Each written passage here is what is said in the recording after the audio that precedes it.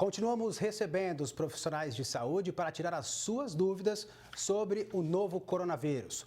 Hoje, nos estúdios da Esquina da Torre, em São Carlos, a gente recebe o infectologista Paulo Mota. A gente vai recebendo aqui pelo celular, doutor. Vamos lá, então.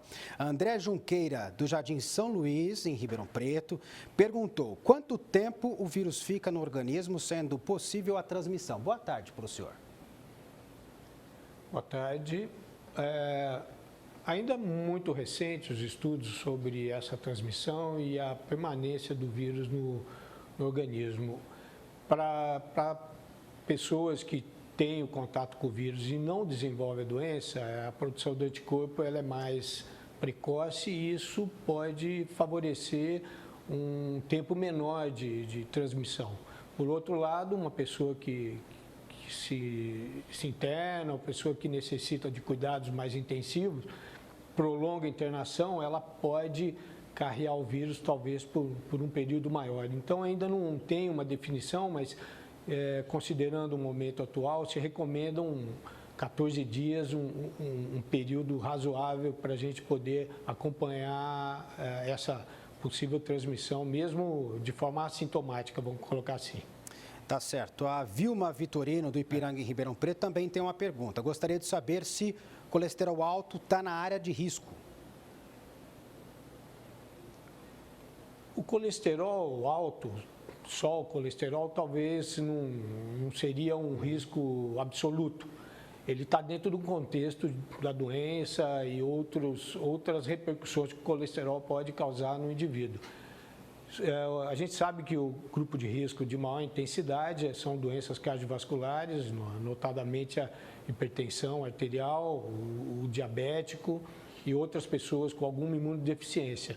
Mas o colesterol, pura e simplesmente, não há uma correlação ainda tão estreita para se afirmar nesse momento. Doutor, a pergunta da Ângela aqui de Ribeirão Preto é bem interessante. Olha só, tive um resfriado, sintomas já passaram, mas sinto falta de ar, como se o pulmão não enchesse. Como distinguir uma falta de ar relacionada à ansiedade com falta de ar associada ao Covid?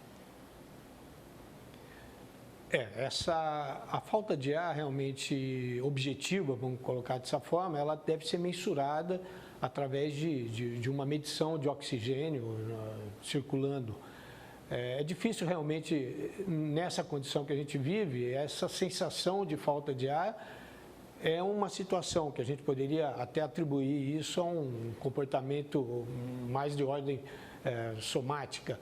Mas se você caminha, faz algum esforço, qualquer mínima situação que você faça e sente uma canseira mais acentuada do que o habitual ou que você não sentia, deve ser avaliado isso de forma mais objetiva, como eu já disse, numa unidade de saúde. A Camila de São Carlos, do Jardim Paulistano, diz: bebês também podem ser contaminados com coronavírus? E se eles forem contaminados, tem resistência para combater esse vírus? Olha, os estudos que hoje a gente tem em mãos são experiências dessa pandemia ou desse processo vindo da China. A gente sabe que crianças podem ser infectadas também, né? Obviamente que isso vai demandar um diagnóstico mais preciso. Então, não dá para definir propriamente qual seria A gente sabe que o grupo de risco maior é o grupo de risco que está mais exposto. A criança, em virtude da menor exposição, ainda uma criança mais de tenra idade, mais recém-nascida ou de menor idade, ela fica menos exposta, ela está num ambiente mais, eu diria, mais protegido. Então, ainda é muito precoce para se dizer qual a probabilidade dela se infectar. O que a gente sabe que são as pessoas mais velhas ou que estão mais circulando, têm a maior probabilidade de ter contato com o vírus, né?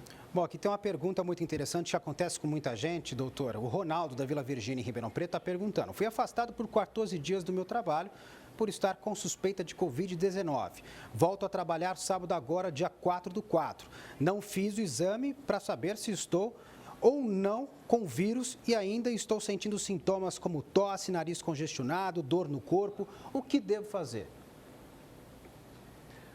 Eu entendo que ele deve procurar uma orientação médica, né? A gente sabe que 14 dias é um período de quarentena ou de observação desses sintomas. De fato, já mesmo considerando ser um quadro gripal ou um quadro não coronavírus, não, vamos dizer que hoje um quadro gripal tipo influenza pode se estender por mais tempo, ele deve ser avaliado por um profissional para saber exatamente a situação que ele está atualmente para poder definir ou não esse retorno, né? Doutor, o Jean de Ribeirão Preto perguntou aqui, após ser infectado, quanto tempo demora para aparecer os sintomas? Olha, o período de incubação, que a gente chama que da exposição até a manifestação de sintomas, ele varia em estudos de 5 a 7 dias, podendo se estender um pouco mais, dependendo da condição imunológica da pessoa. Mas a gente poderia colocar aí que após uma exposição de 3 a 7 dias seria aí um período razoável para observar, podendo, evidentemente, se estender um pouco mais do que isso. O José Wilson de Ribeirão Preto está perguntando aqui o que todo mundo quer saber. Quanto tempo essa epidemia pode durar? Olha, eu entendo que vai depender muito das ações de âmbito geral de como isso vai conduzir. O que a gente já tem observado em alguns países que retardaram uma postura mais agressiva, a repercussão é outra, e outros países que já adotaram algumas maneiras de trabalhar mais contundentes vivem hoje uma condição diferente. O período realmente a gente não sabe, até porque a experiência com esse vírus é pouca, e hoje a gente tem que olhar o que está acontecendo na China para poder ter esse entendimento. Mas isso, como eu já disse, vai depender muito das ações que são tomadas agora e o reflexo que vai ter lá na frente, né? Doutora Mariana de Bonfim Paulista diz aqui, ó, eu chego no supermercado e passo álcool 70 em todas as embalagens, quando ela chega em casa, né? Gostaria de saber se funciona apenas borrifar o álcool nas sacolas e produtos. E se a solução de 1 litro de água sanitária funciona e é tão eficaz quanto o álcool. Olha, o álcool é uma medida eficaz. Penso que a higienização de alguns materiais podem ser mais intensas do que outros, até em virtude da própria permanência do vírus em alguns materiais, mas o fato já de fazer uma higiene, tanto o álcool quanto uma água sanitária, vamos colocar assim, já é uma postura preventiva. Eu acho que isso que deve ser considerado, como também a higiene das mãos, não só usar o álcool, mas ter uma higiene fundamental. Eu acho que isso é o que a gente aprendeu e está aprendendo dentro desse contexto dessa pandemia.